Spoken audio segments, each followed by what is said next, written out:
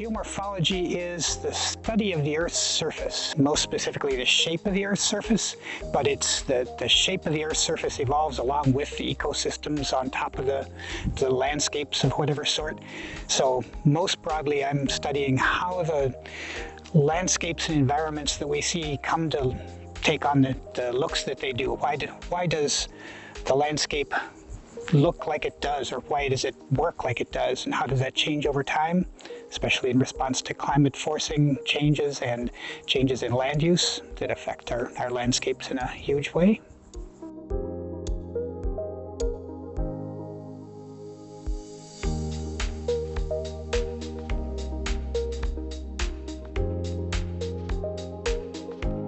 This project is basically an attempt to more fully understand how coastal marshes work. So we've got these big, expansive coastal marshes along the eastern seaboard of North America and other places in the world as well. How did they come about? They're really weird landscapes, really kind of unique. And how can we expect them to change in the future? And one of the key questions is, as rates of sea level rise increase, at what point do we start to lose these big expansive marshes? And so this project is sort of the next step in understanding how these landscapes and ecosystems evolve over time, and the physical processes and the ecological processes are fully coupled. So it makes this really interesting, scientifically interesting kind of environment to study. Here in South Carolina, we are using 2 sensors on board of airplanes. We are using a multispectral sensor, sampling the amount of light that is reflected by surfaces, but not just with a regular camera, but with a sensor that can sample in the blue, in the green, in the red, and also in the near infrared part of the electromagnetic spectrum. And our eyes can catch all the colors within the visible part of the electromagnetic spectrum, but we cannot catch the near infrared part. And having a sensor that allows us to catch the near infrared part allows also to have a measurement that can be linked to the amount of organic matter and biomass that is on top of the marshes, and this is one of the 2 sensors that we are using here. Moreover, we are using a LiDAR sensor. A LiDAR is an active sensor that emits pulses, beams, and this reaches the surface, but since we have a very large number of pulses, we can actually measure also the canopy structure. And some of these beams will also reach the ground, and thanks to this very large amount of returns, we can actually link this amount of returns to a model that allows us to infer the above ground biomass.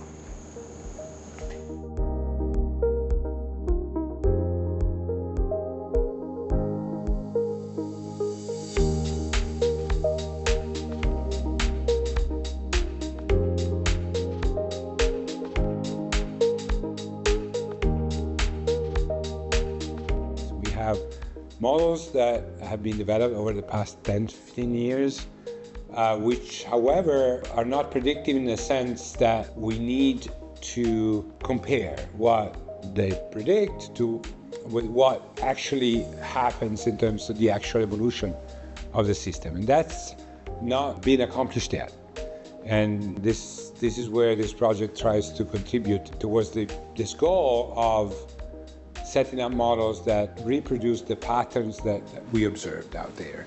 So we're measuring the patterns through field observations as well as remote sensing to use them to constrain our models and to see how to set up these models so that it can actually reproduce these patterns, these observed patterns. Once we've done that, we can use the models to produce what-if scenarios.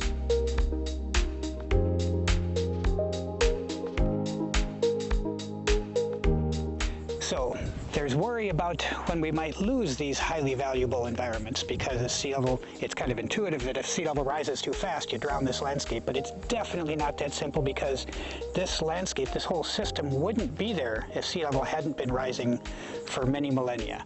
So sea level rise is what creates these environments. It's just that past a certain rate of sea level rise, they won't likely to be able to keep up. So we're ultimately addressing, by looking at the soil cores and the vegetation samples, how fast is sediment, that is the dirt that comes in with the tides, plus the organic sediment that the plants themselves create, how fast is that being accreted? What is the rate that the landscape is gaining elevation?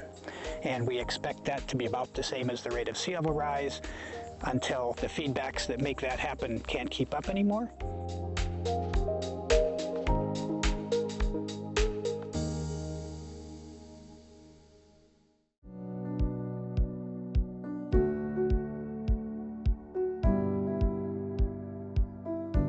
Humans has this built-in tendency of considering what is familiar as the natural state, the reference state of what we see around us. You know, we've grown up perhaps at the coast and we know a certain coastline or a certain estuary having certain characteristics, and we think that is what it should be naturally. And often we don't realize that what we see, even over long periods of time, as we, compared to the duration of human life, may not be more important than other conditions. And if you look at pretty much the whole eastern seaboard of the United States, the current situation, the current state is largely determined by the colonization, by processes triggered by colonization, by agriculture that produced higher sediment transport towards the coast, and that higher sediment transport produced accretion and expansion of salt marshes. Because they had more sediment, they could expand. So that's, to a great extent, the result of a very, very clear anthropogenic process.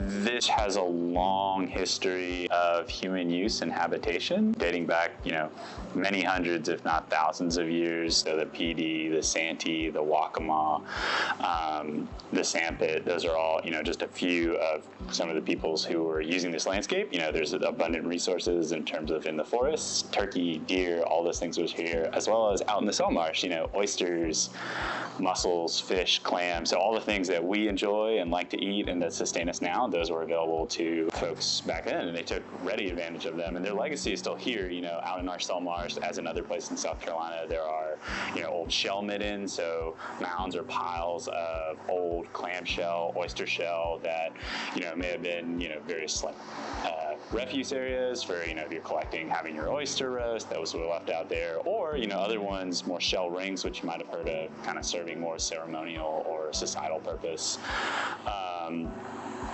Europeans, Africans, and the like, beginning with the European wave of colonization, inhabited this land, alongside Native Americans, starting in the 1600s. So you're looking at land between the ocean and the bay, so, lots of resources and whatnot. So this particular property was part of an original King's Grant from the King of England, and then was later subdivided into a series of what became plantations, first focused on indigo, largely on the sort of freshwater or brackish side, and then rice culture, all of which depended heavily on enslaved African laborers, both not only their labor, but also their knowledge, because the coast of Africa, west coast of Africa, where many enslaved folks were forcibly brought from, has been growing rice for thousands of years, and that knowledge of how to grow rice in sort of a semi-tropical or tropical environment using different irrigation and techniques for, dam construction, water management. That was brought here too, and that created, less so on the salt marsh side, but on the freshwater side, this series of rice fields that you can still see to today, even from space. So a monumental legacy of that institution.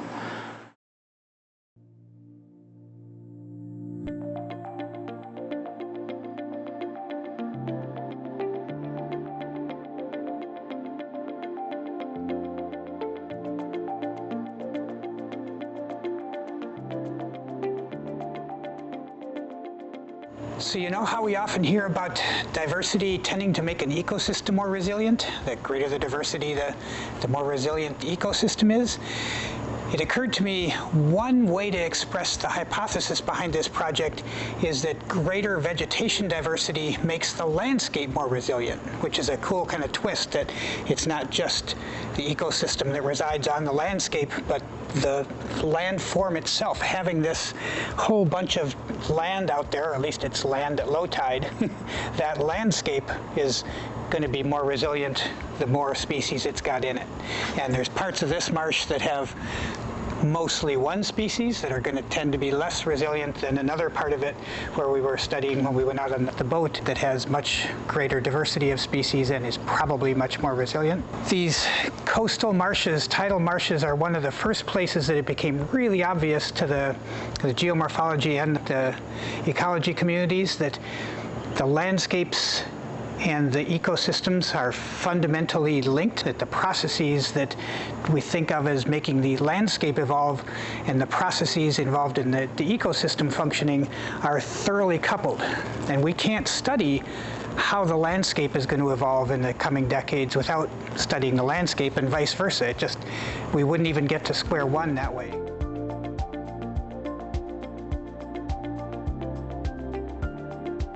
We are also collecting data with other instruments like a leaf area index meter that allows us to link information about the actual area of the leaves of the vegetation to some indices, vegetation indices that we can retrieve from remote sensing data.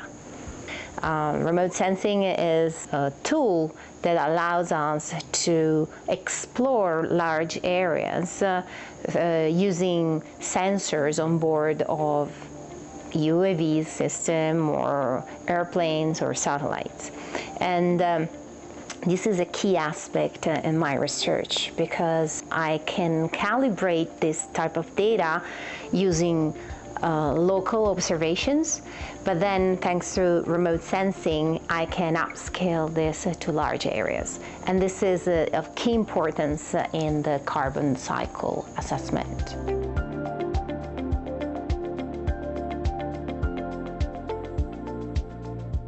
Our project is looking at some of the relationships between what you can measure above ground and below ground in terms of biomass and some things about the soil, and then how that changes depending on what species are above ground.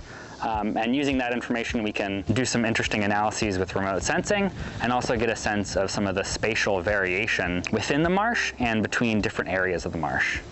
Once we get out there, we have a 1 by 1 meter square that we put down, and we take some pictures, try and estimate what the percent cover of the vegetation on the soil is. After that, we take a sample of the above ground biomass by clipping some of the vegetation off right at the root level, right where the soil starts. And then we take a couple of soil cores. So we have these 4-inch PVC pipes that we pound into the ground through the root layer into whatever soil there is, and we pull those out and cut them up into some chunks. And so we take one to determine the biomass below ground and one to determine the bulk density of the soil, so kind of what the soil is made of and how much of it there is.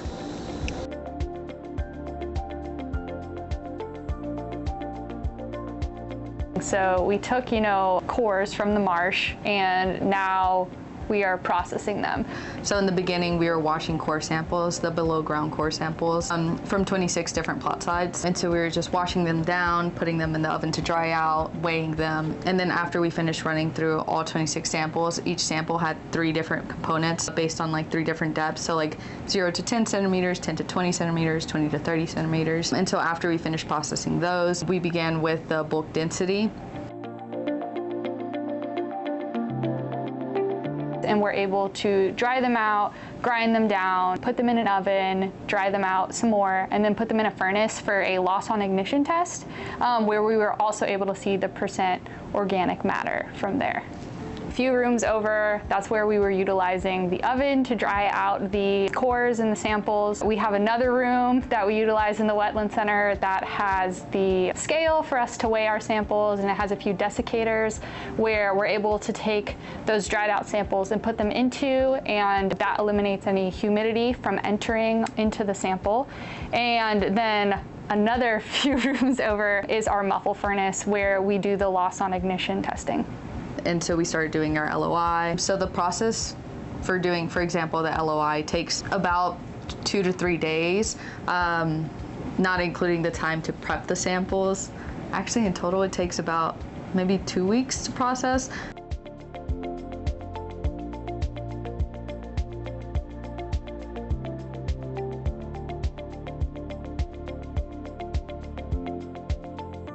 This broader impact project is helping us to take this emergent science and the research that these folks are doing and make it more accessible to folks. So I'll be incorporating this into curriculum and programs that we do here at the museum.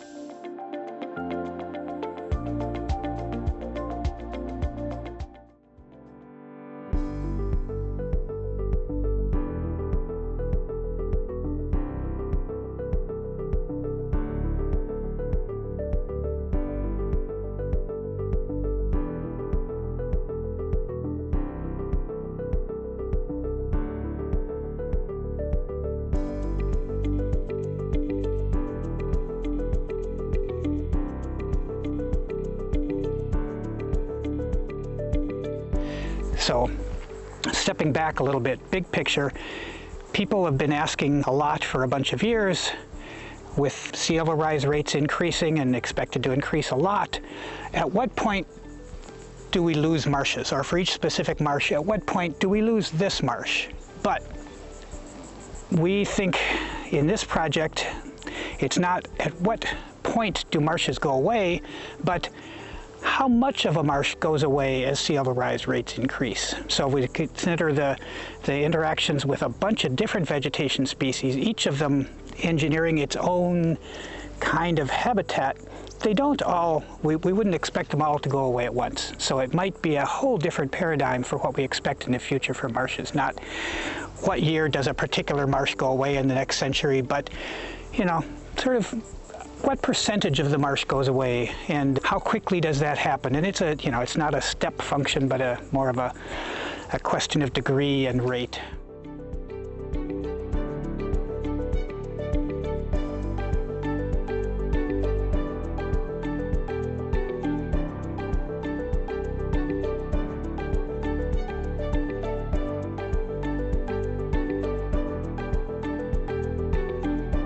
Marshes are important from the point of view of their ecosystem services, we call them, to humans, but also to the environment in general.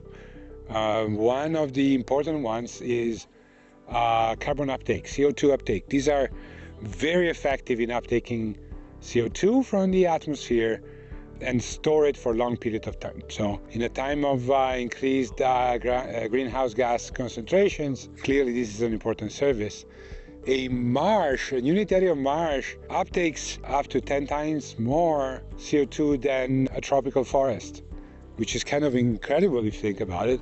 You know, all these big trees seem like they are very effective in capturing CO2, but what is really crucial is where does the CO2 go? It is stored underneath the soil where it cannot be decomposed so effectively, whereas in a tropical forest, when a tree dies, it's readily decomposed, and the CO2 that was captured is released back to the atmosphere. So this is a very important environment in these days of climate change, where you can store a lot of CO2. So it is important to understand what's going to happen to both the marshes and the vegetation that lives on it. As you know, the rainforests are well known for how they can sequester carbon from like the atmosphere into the ground. So like rainforests, they're seen as like kind of like green carbon ecosystems. But the difference for blue carbon is more the association with water in the sea, so like mangroves and salt marshes and seagrasses. And there's a few other ones as well that people think of including, that hasn't been decided. And what really characterizes them is that although they don't cover so much of an area of Earth, they are very good at sequestering a lot of carbon in their sediments and storing it there. So it takes it from the atmosphere and it keeps it in the ground for a very long time. So they're like a carbon reservoir. Salt marshes are very vulnerable, so human interference causes them to decay. And then you lose this carbon into the atmosphere, so they can also release the carbon. So ecosystem loss for these systems means like more carbon in the atmosphere, and you don't take it out as well. It's part of it.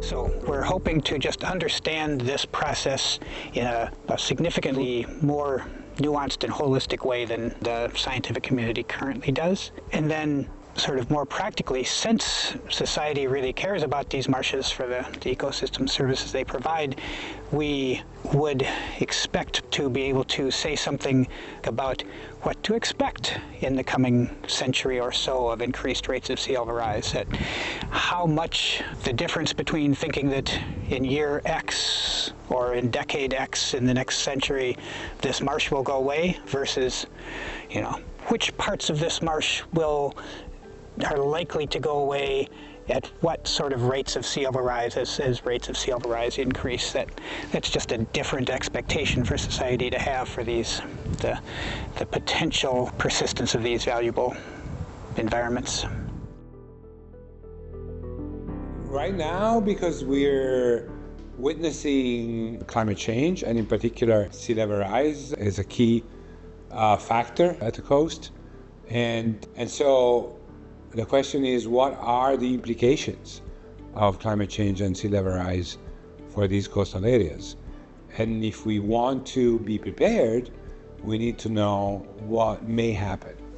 And so we need predictive models that will tell us what will happen on North Inlet 50 years from now, 100 years from now. That will help us decide whether should we do anything? Should we just let things happen as they should, or should we mitigate these impacts in any way? So that will be largely a political choice, involving people and stakeholders, but those decisions must rely on hard numbers, on hard facts, and these models can provide it. As humans, we have a hard time understanding the implications over long time scales. We're built to perceive the present and the immediate future, and that clearly served us well as a species. But now we're facing choices that require an understanding of things that happen on longer time scales. And we have a hard time as humans understanding those. And because they are typically beyond our horizon, we just discount the future and we prefer to focus on the present and near future.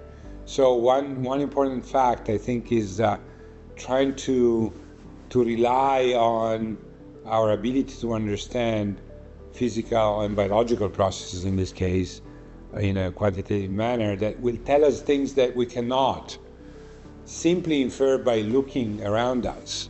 So what we see around us today is not what will happen 20, 30 years from now. And we need to rely more on this rather than our own experience, personal experience. Climate change is real. even if it's hard to perceive. We just need to look at the numbers and need to look at our scientific understanding of the processes. And you know, in a way, marshes are a very good example of that.